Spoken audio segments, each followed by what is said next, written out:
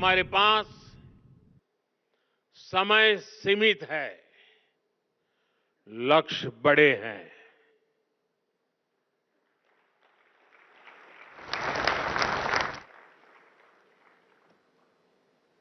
ये मैं वर्तमान स्थिति के लिए नहीं कह रहा हूं। आज यहां सरकार, एकेडमिया, साइंस और रिसर्च से जुड़े भिन्न भिन्न क्षेत्र के लोग इतनी बड़ी संख्या में उपस्थित है। ये एकजुटता, ये कॉन्फ्लुएंस, इसी को युग्म कहते हैं।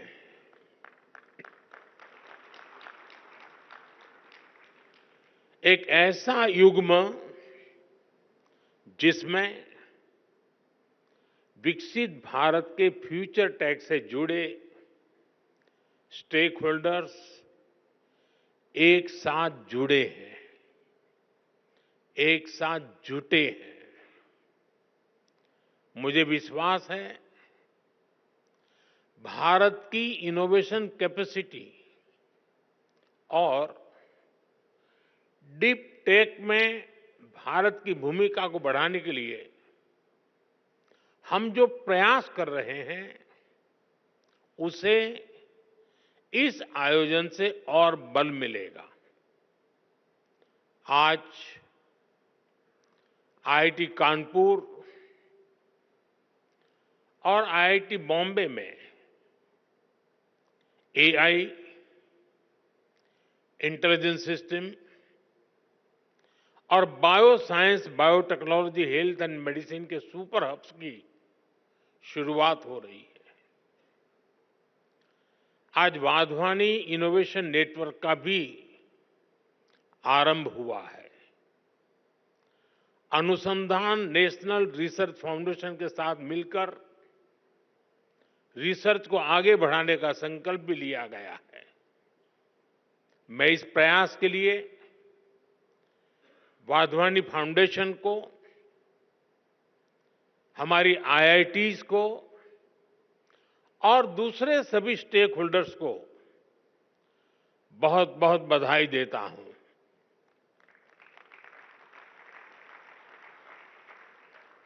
विशेष रूप से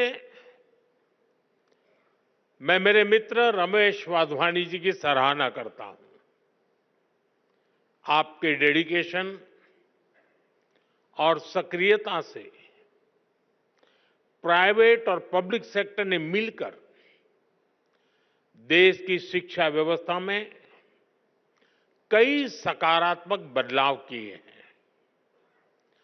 साथियों, हमारे शास्त्रों में कहा गया है, परम परोपकारार्थ यो जीवति स जीवति, अर्थात जो दूसरों की सेवा और परोपकार के लिए जीवन समर्पित करता है वही वास्तविक जीवन जीता है। इसलिए हम साइंस और टेक्नोलॉजी को भी सेवा का ही माध्यम मानते हैं। जब मैं हमारे देश में वाधवानी फाउंडेशन जैसी संस्थाओं को देखता हूं, जब मैं रमेश जी और उनकी टीम के प्रयासों को देखता हूं, तो मुझे खुशी होती है, गर्व होता है कि हम भारत में साइंस और टेक्नोलॉजी को सही दिशा में आगे बढ़ा रहे हैं।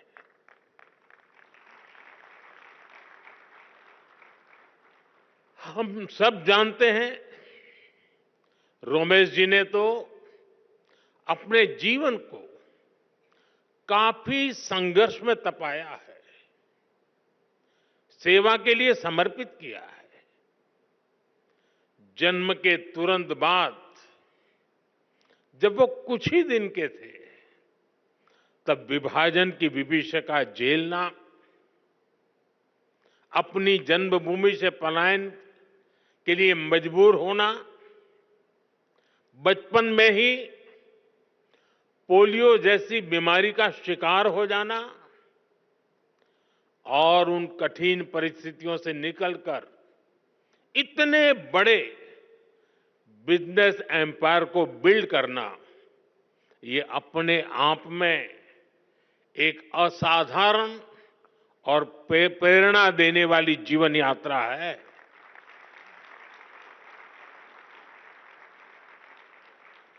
और अपनी इस सफलता को एजुकेशन और रिसर्च सेक्टर में भारत के लोगों के लिए समर्पित कर देना, भारत की युवा पीढ़ी के लिए समर्पित कर देना, भारत के उज्जवल भविष्य के लिए समर्पित कर देना, ये अपने आप में एक प्रेरक उदाहरण है।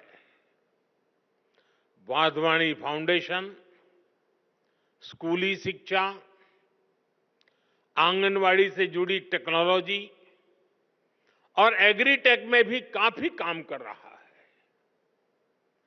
मैं इसके लिए और इसके पहले भी Wadhwani institute of artificial intelligence की स्थापना जैसे अवसर पर आप सबके बीच आया हूं। मुझे विश्वास है आने वाले समय में वाधवानी फाउंडेशन ऐसे ही अनेक माइलस्टोन्स गढ़ता रहेगा। मेरी शुभकामनाएं आपकी संस्था के साथ है, आपके इनिशिएटिव के साथ है। साथियों, किसी भी देश का भविष्य उसकी युवा पीढ़ी पर निर्भर होता है। इसलिए ये जरूरी है कि हम अपने युवाओं के भविष्य के लिए और उनको भारत के उज्जवल भविष्य के लिए तैयार करें। इसमें बड़ी भूमिका देश के एजुकेशन सिस्टम की भी होती है। इसलिए हम देश के एजुकेशन सिस्टम को 21वीं सदी की जरूरतों के मुताबिक आधुनिक बना रहे हैं।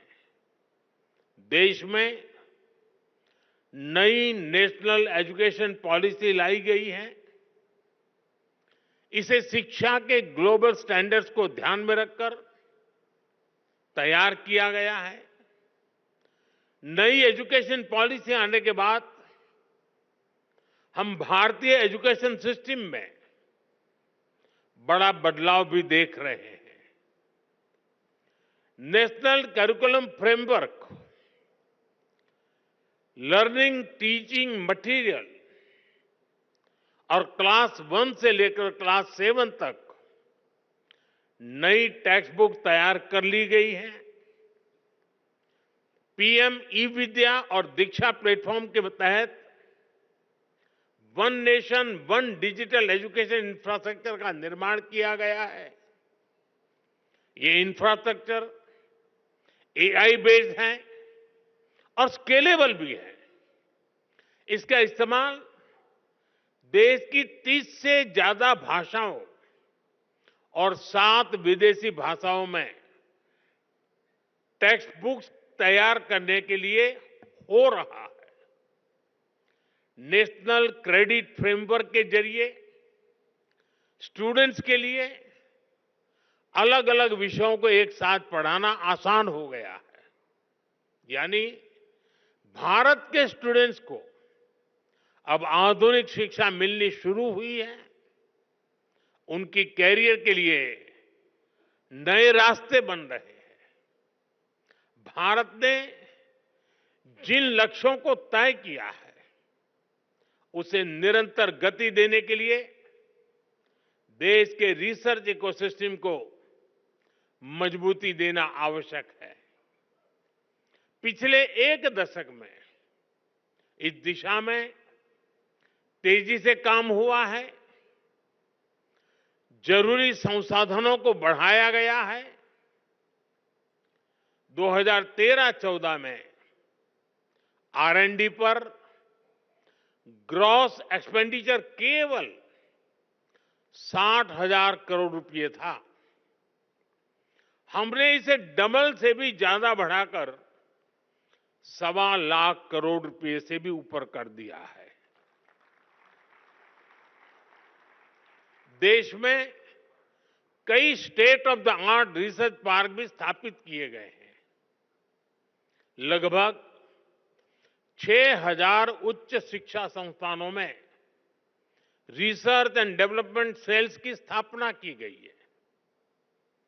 हमारे प्रयासों से देश में इनोवेशन कल्चर तेजी से विकसित हो रहा है।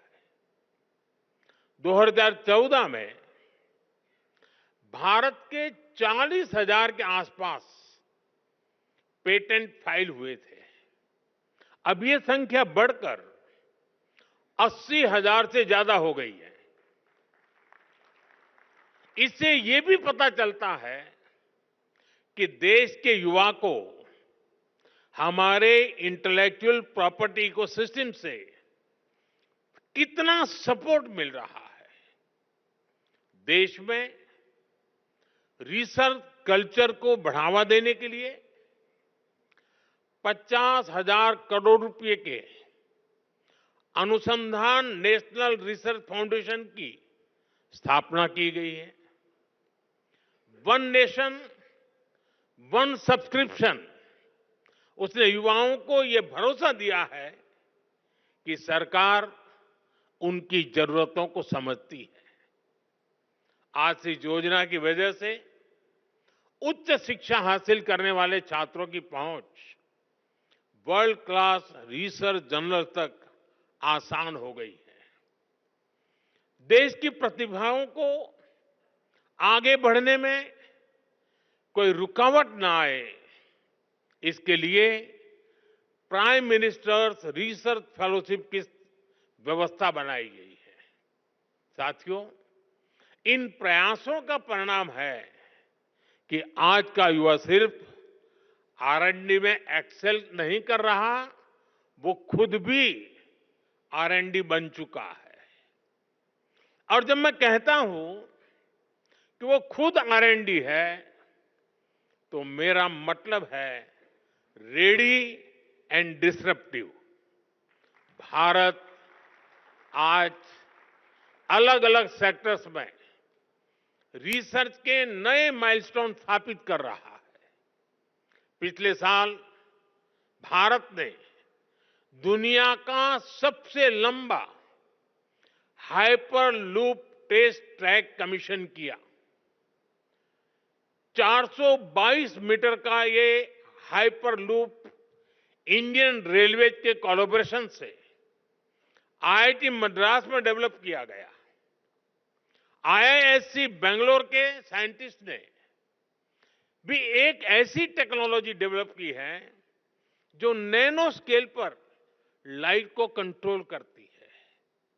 IISc में ही रिसर्चर्स ने ब्रेन ऑन चिप टेक्नोलॉजी विकसित की है।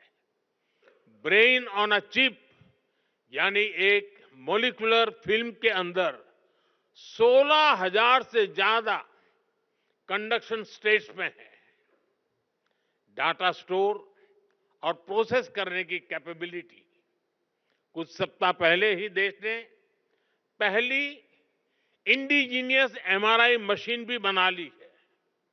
ऐसे अनेक पाथ ब्रेकिंग R&D हैं जो हमारी यूनिवर्सिटीज में हो रहे हैं। ये हैं विकसित होते भारत की युवा शक्ति, रेडी, डिसरप्टिव और ट्रांसफॉर्मेटिव। साथियों, भारत के यूनिवर्सिटी कैंपस आज नए डायनेमिक सेंटर्स बन रहे हैं। ऐसे सेंटर्स जहां युवा शक्ति ब्रेक थ्रू इनोवेशन को ड्राइव कर रही है। हाल ही में हायर एजुकेशन इंपैक्ट रैंकिंग में भारत ग्लोबल लेवल पर सबसे ज्यादा रिप्रेजेंटेड रहा। 125 देशों के 2000 इंस्टीट्यूशन में से 90 से ज्यादा यूनिवर्सिटीज भारत से थी। 2014 में क्यूएस वर्ल्ड रैंकिंग में भारत के केवल 9 इंस्टीट्यूट्स और यूनिवर्सिटीज थी। 2025 में ये संख्या 46 हो चुकी है। दुनिया के टॉप 500 हायर एजुकेशन इंस्टीट्यूट्स में भारतीय संस्थानों की संख्या भी पिछले 10 वर्षों में तेजी से बढ़ी है। अब विदेशों में हमारे प्रमुख संस्थानों के कैंपस खुल रहे हैं। अबू धाबी में आईआईटी दिल्ली, तंजानिया में आईआईटी मद्रास, इसके कैंपस खोले गए हैं। दुबई में आईआईएम अहमदाबाद का कैंपस खोले जाने की तैयारी है। और ऐसा नहीं है कि सिर्फ हमारे टॉप संस्थान ही बाहर कदम रख रहे हैं, बाहर के भी टॉप संस्थान भारत आ रहे हैं।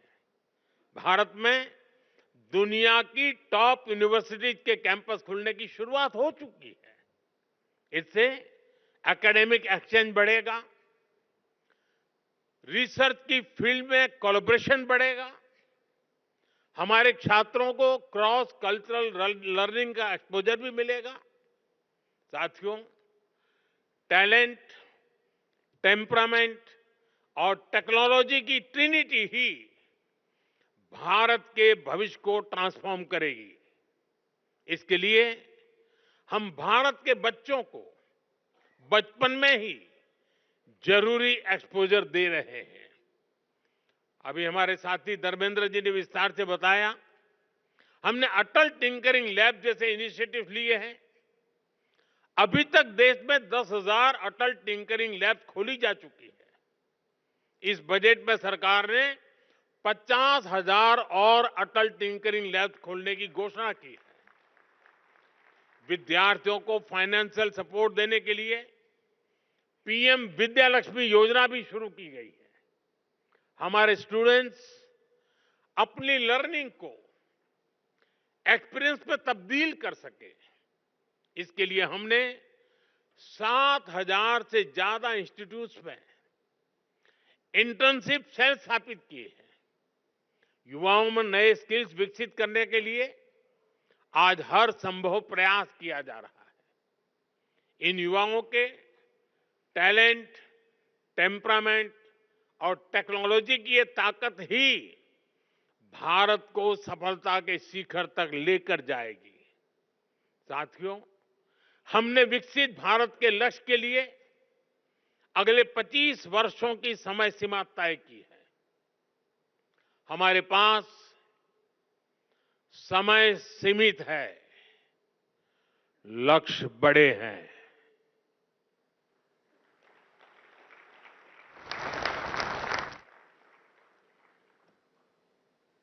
ये मैं वर्तमान स्थिति के लिए नहीं कह रहा हूं।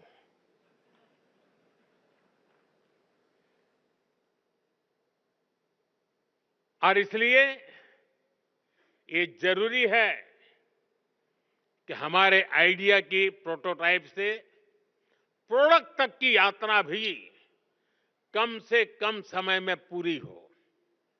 जब हम लैब से मार्केट तक की दूरी को कम कर देते हैं तो रिसर्च के परिणाम लोगों तक तेजी से पहुंचने लगते हैं।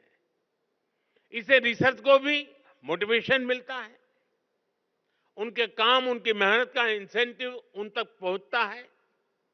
इससे रिसर्च, इनोवेशन और वैल्यू एडिशन के व्हील को और गति मिलती है। इसके लिए जरूरी है कि हमारा पूरा रिसर्च इकोसिस्टम एकेडमिक इंस्टीट्यूशन से लेकर इन्वेस्टर्स और इंडस्ट्री तक हर कोई रिसर्च के साथ खड़ा हो, उन्हें गाइड करे।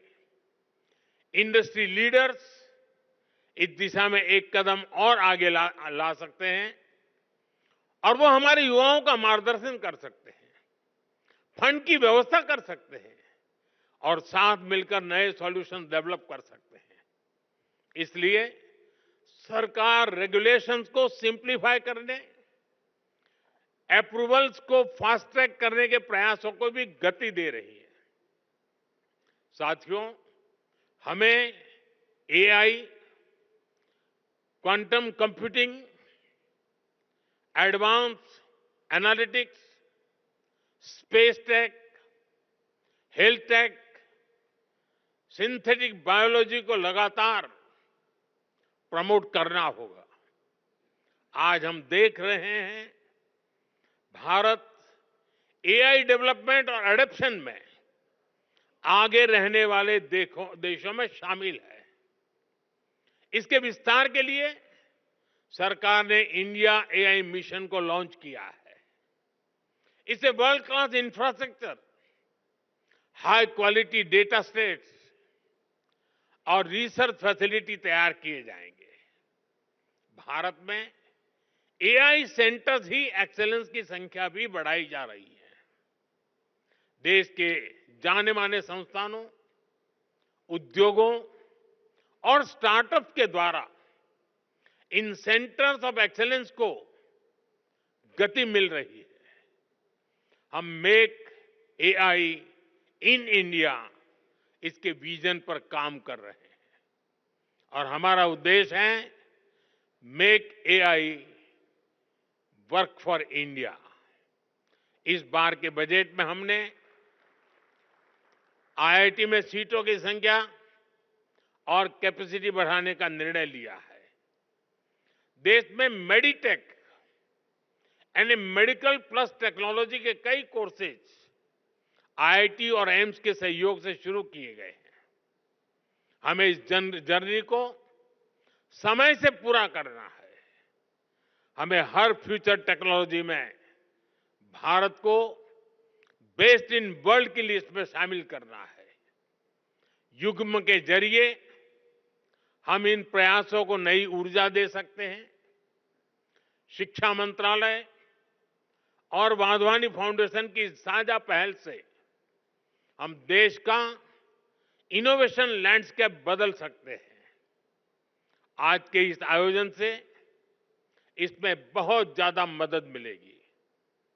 मैं एक बार फिर युग्म पहल के लिए वाधवानी फाउंडेशन का आभार व्यक्त करता हूं। मेरे मित्र रमेश जी को अनेक अनेक शुभकामनाएं देता हूं। बहुत बहुत धन्यवाद।